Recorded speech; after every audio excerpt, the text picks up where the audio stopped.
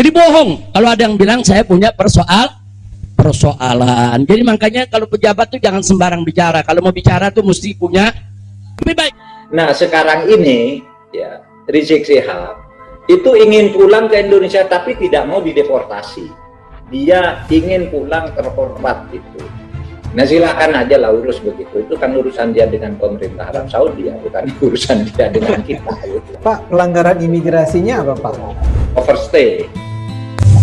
Assalamualaikum warahmatullahi wabarakatuh. Bismillah walhamdulillah wassalatu wassalamu ala rasulillah wa ala alihi wa sahbihi wa mawalah. Ahibba'il kiram, usikum jami'a wa nafsi bitaqwallah wa bita'ati rasulillah sallallahu alaihi wasallam.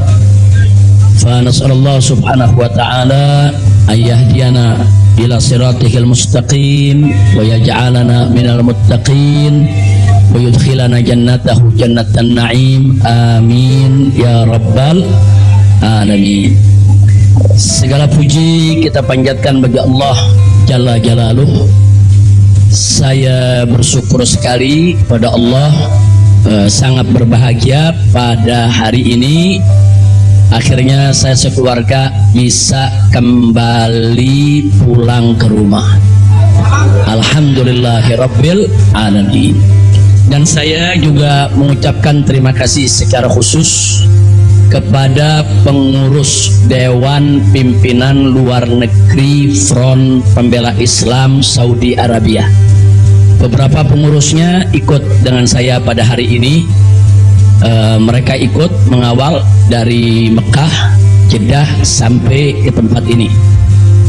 Di antara yang ikut ada Ustadz Abdul Hakim selaku sekretaris dari FPI Saudi. Kemudian ada juga Ustadz Son Haji, Ustadz Jasuli, Ustadz Ihsan. Kemudian juga ada Habib Abdullah Maulad Dawilah. Ditambah lagi Habib Abu Bakar Mugebel. Jumlah semua kami berangkat dari sana ada 18 orang. Alhamdulillah semua dimudahkan. Kita doakan mereka-mereka yang telah dengan setia menemani kita, membantu kita sehingga semua urusan menjadi lancar. Jazakumullahu khairal jaza. Nah baiklah ya ikhwan, yang pertama ingin saya sampaikan di sini, saya sekeluarga selama tinggal di kota suci Makkah tidak ada kesulitan apapun. Jadi kita tidak ada kesulitan, kita tidak ada kesusahan, walaupun ada pihak lain yang mencoba untuk membuat saya sulit, membuat saya susah, tapi alhamdulillah tidak pernah berhasil. Wa yamkuruna wa yamkurullah wallahu khairul makirin. Jadi kalau saya malu sekali kalau saya harus katakan oh di Mekah ini susah, kita diasingkan, kita dijauhkan. Enggak. Di Mekah nikmat, baladan aminan mubarakat. Kita mendapatkan kenikmatan di Mekah luar biasa.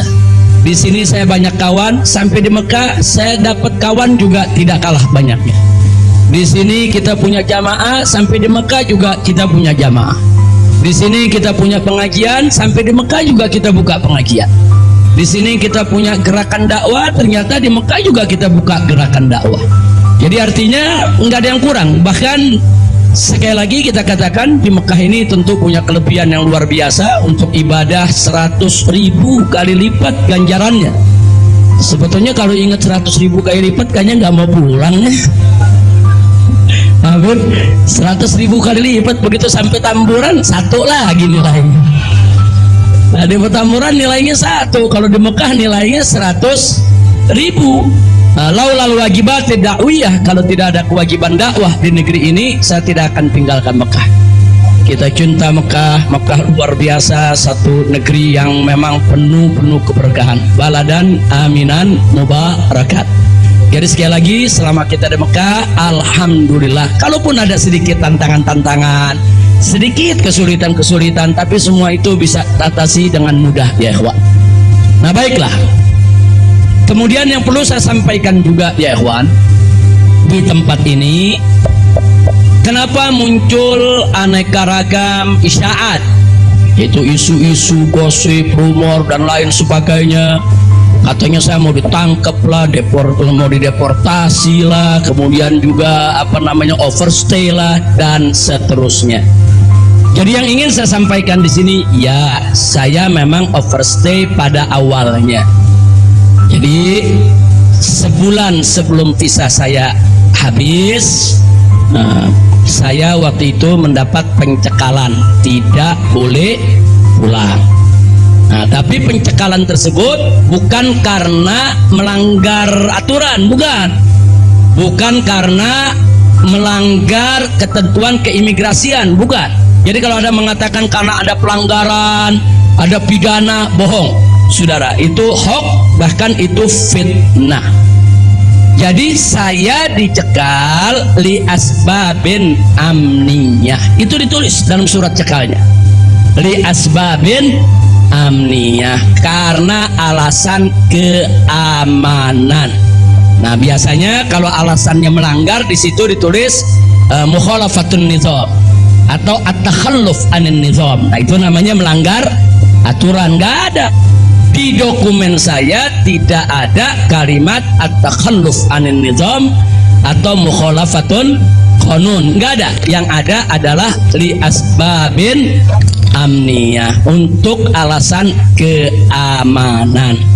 Nah, tentunya saya tidak diam, saya terus melakukan lobby dengan pemerintah Saudi, dengan otoritas Saudi. Ini asbabun amniyah yang bagaimana maksudnya, kemudian kenapa saya tidak bisa keluar dan seterusnya. Ini terjadi pembicaraan yang cukup panjang ya ikhwan.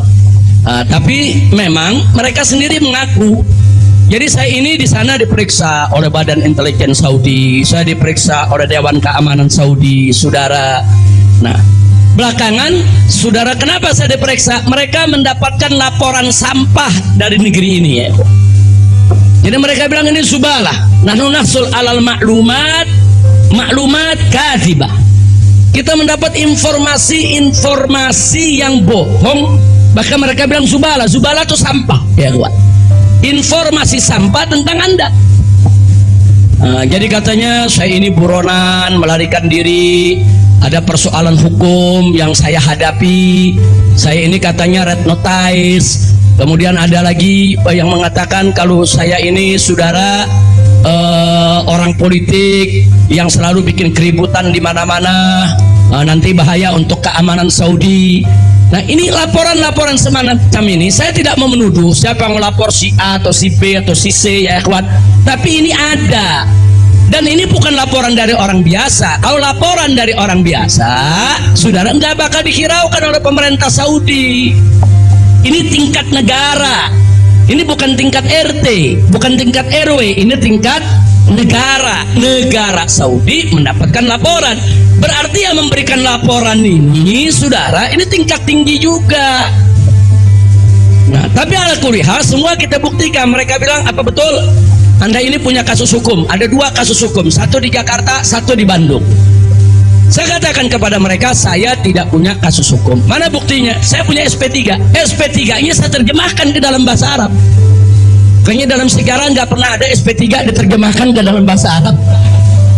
Sebab kalau saya serahkan SP3, ya tentu kan polisi di sana nggak paham, intelijen di sana nggak paham apa isinya, apa maksudnya. Kita terjemahkan dalam bahasa Arab. Kita buat dokumen resmi, terjemah resmi. Jadi saya katakan, tuduhan apa yang Anda dapat dari pemerintah Indonesia? Oh, Anda ini melarikan diri dari Jakarta karena ada kasus hukum. Saya tunjukkan, ini SP3. Silakan Anda baca. Begitu mereka baca, mereka kaget. Oh, ini kan hukum sudah selesai. Kenapa kok masih dilaporkan Anda tetap bersalah? Jadi pemerintah Saudi sendiri yang menilai ya, Wak. Nah, kemudian yang kedua, waktu kasus Bandung, saya bilang juga udah nggak ada perkara, punya SP3, saya terjemahin lagi SP3-nya. Saudara, nah terakhir mereka bilang katanya Anda ini dikejar-kejar badan intelijen dari negara Anda. Saya bilang enggak, saya nggak punya persoalan dengan badan intelijen. Oh, tapi ini ada laporannya. Anda bisa buktikan kalau Anda tidak punya permasalahan dengan badan intelijen Indonesia. Punya.